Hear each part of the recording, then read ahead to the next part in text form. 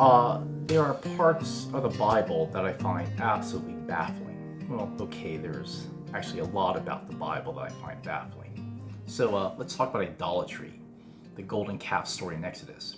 I think it's just weird.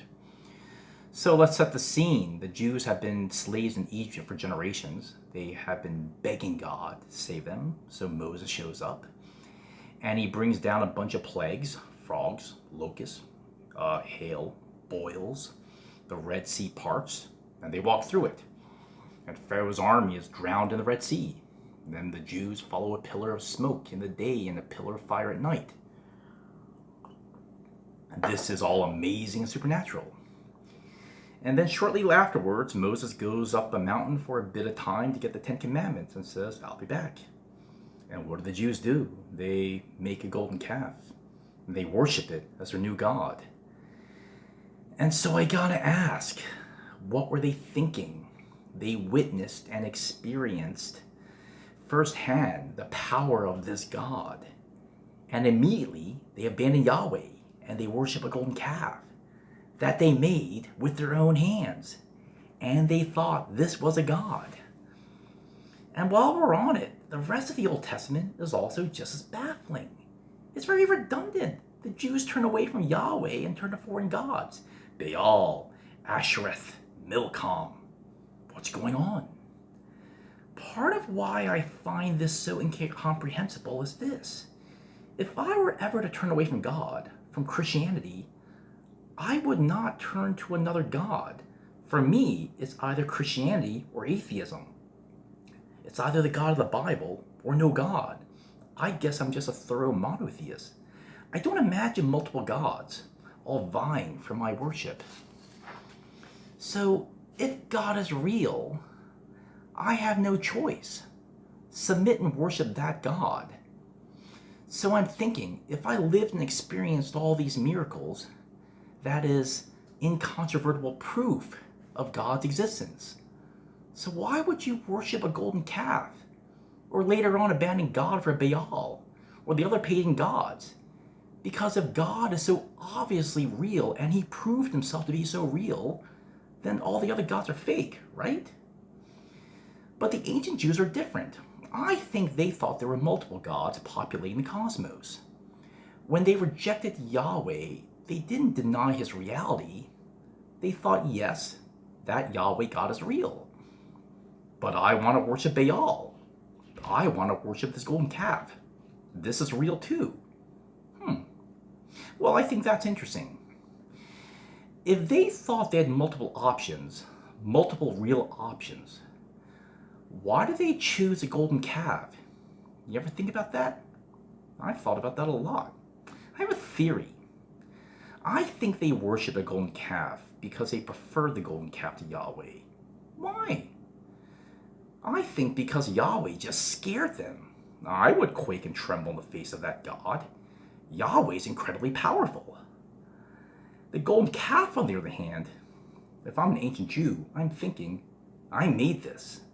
I crafted this. And it's a baby cow. It's tame. It's controllable. I can manage it. And it will stay in its place because I made it. I'm like over it. And perhaps, like a tame domesticated animal, this golden calf will yield to my will. Give me things for my benefit. I think there's something similar going on with other pagan gods that the Jews turn to. Generally, pagan gods and their worshippers had a transactional relationship, meaning I perform a sacrifice or some ritual, and I get something. I want children, I worship the fertility goddess. I want military victory, I worship the war god. I want food, I worship the harvest god. Again, this is transactional. Or to put it another way, it's personal enhancement.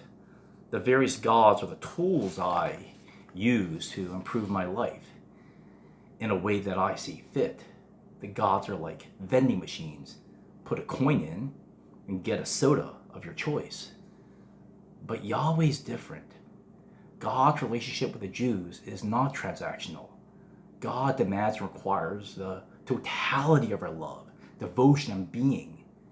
our personal will and ego yields and submits to the omnipotent God. It's not what we get out of God, wealth, children, or success. You may or may not get that from Yahweh, but God gets all of you, and he will use you for his will to eventually bless the whole world. So if that's a case, if that's a choice, which one would you choose? Who would you worship? Pagan gods, transactional, vending machine, or Yahweh, who demands all of you? I think we know the right answer, but I can see why you might choose a wrong one. Growing up in the church, I was always taught that the sin of idolatry for us meant loving anything more than God. For example, it's highly unlikely that I'm ever going to be tempted to worship Marduk, the pagan god of the Babylonians.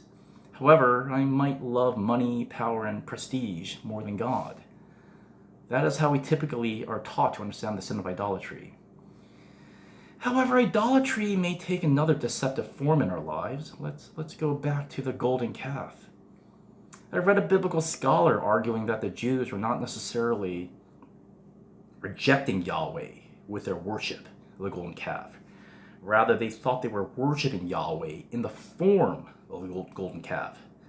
So idolatry could also mean worshiping God, but worshiping a distorted image of God.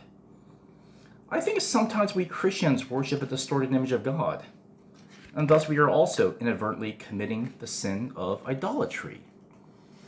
I'm reminded of the book Wise Blood by Flannery O'Connor. It's a fictional story about this young man named Hazel Motes.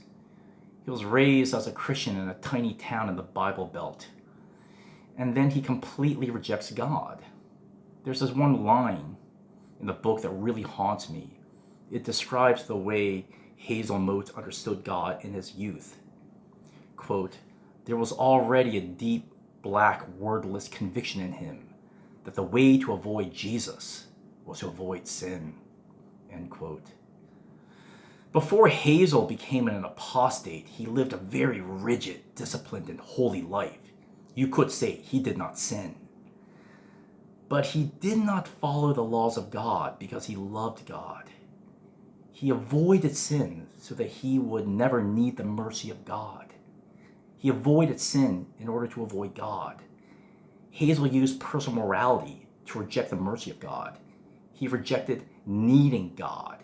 He rejected needing to put himself in the mercy of God, depending on God. This reminds me of something Sigmund Freud wrote about religion. Now, Freud is an atheist. Now, Freud says that human beings invented religion, not to be good, but ironically, in order to be bad. His argument goes something like this. We all do bad things. We like doing bad things, but here's a problem. We feel guilty when we do bad things. So here's a solution.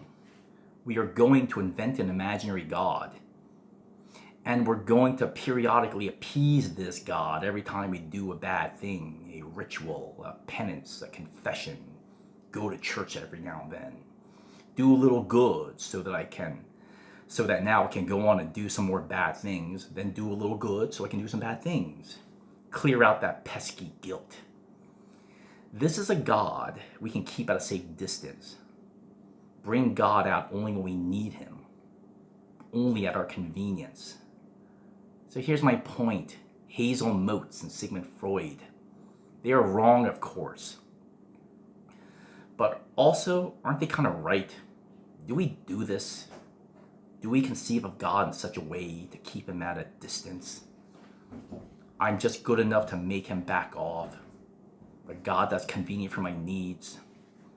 I'll end with a line from C.S. Lewis, his book, The Lion, the Witch, and the Wardrobe. This is a conversation between Susan and Mr. Beaver about Aslan the lion, who really is God. Quote, "Is he quite safe? I shall feel rather nervous meeting a lion." "Safe," said Mr. Beaver.